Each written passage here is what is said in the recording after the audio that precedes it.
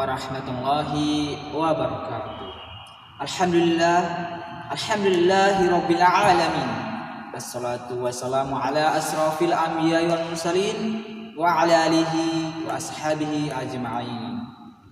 Inna nahmaduhu wa nasta'inuhu wa nastaghfiruh wa na'udzu billahi min syururi anfusina wa min sayyiati a'malina. May yahdihillahu fala mudhillalah wa may yudhlil fala hadiyalah. Asyhadu an la ilaha illallah wa asyhadu anna Muhammadar Rasulullah. Allahumma sholli ala sayyidina Muhammad. Alhamdulillah, segala puji bagi Allah yang telah memberikan kita rahmatnya, yang telah memberikan kita hidayahnya, sehingga kita dapat melangkahkan kaki kita selangkah demi selangkah menuju masjid yang dirahmati Allah Subhanahu wa taala. Semoga kita tergolong orang-orang yang mendapatkan pertolongannya, yang mendapatkan pertolongan Allah di akhir kelak, di akhirat nanti insyaallah. Amin ya rabbal alamin. Jamaah yang dirahmati Allah Subhanahu wa taala.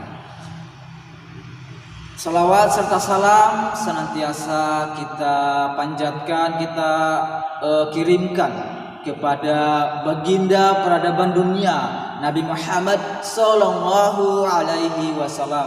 Nabi yang telah memperjuangkan umat Islam, Nabi yang telah menegakkan agama Islam di dunia ini, Nabi yang telah mengajarkan kita dari mana yang hak dan mana yang batil, yang telah memperjuangkan kita dari zaman jahiliyah menuju zaman yang terang benderang seperti yang kita rasakan pada hari ini. Jamaah yang dirahmati Allah Subhanahu wa taala. Al-Qur'an adalah kalam Allah. Al-Qur'an adalah firman Allah Subhanahu wa taala yang telah disampaikan kepada baginda Muhammad SAW sebagai kitab yang digunakan untuk menyebarkan syiar Islam di dunia ini.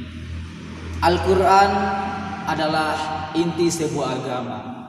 Barang siapa yang mempelajari Al-Quran dan menyebarkan Al-Quran di muka bumi ini, maka dia telah menegakkan agama di dunia ini, di muka bumi ini.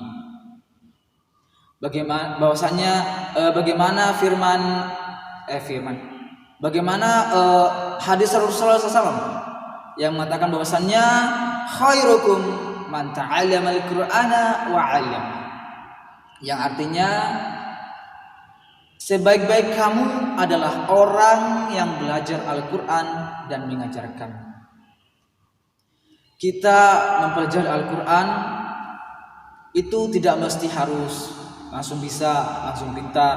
Tidak. Kita belajar Al-Quran itu kayak potong-potong saja, ayatnya itu kayak keputus-putus, itu sudah mendapatkan pahala yang sangat luar biasa. Karena di situ kita ada semangat untuk mengulang-ulangi bacaan kita, untuk mengulang-ulangi pembelajaran kita dalam mempelajari Al-Quran. Walaupun kita itu sering terbata-bata dalam mempelajari Al-Quran, namun di situ ada keutamaan, yaitu setiap huruf yang kita pelajari, yang kita baca akan bernilai ibadah. Ketika kita membacanya itu mengulang-ulangi, maka kita akan mendapatkan semakin banyak pahala dari Allah Subhanahu wa taala. Rasulullah SAW bersabda, "Innallaha yarfa'u bihadzal Qur'ana aqwaman wa yad'u bihi akharin."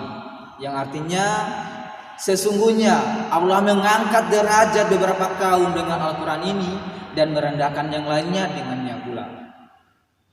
Jamaah yang dirahmati Allah Subhanahu wa taala. Dengan Al-Qur'an kita mulia di hadapan manusia.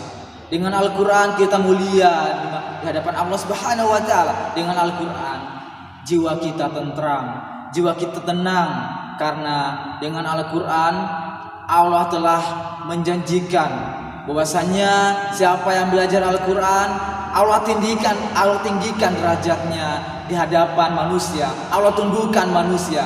Siapa yang mempunyai hafalan Al-Quran yang paling banyak, yang bisa mempelajari Al-Quran, yang memahami isi Al-Quran, maka dialah orang-orang yang dipilih oleh Allah Subhanahu wa ta'ala, orang-orang yang dimuliakan Allah Subhanahu wa ta'ala di muka bumi ini. Demikian ceramah singkat yang saya sampaikan, semoga dapat bermanfaat bagi jamaah sekalian.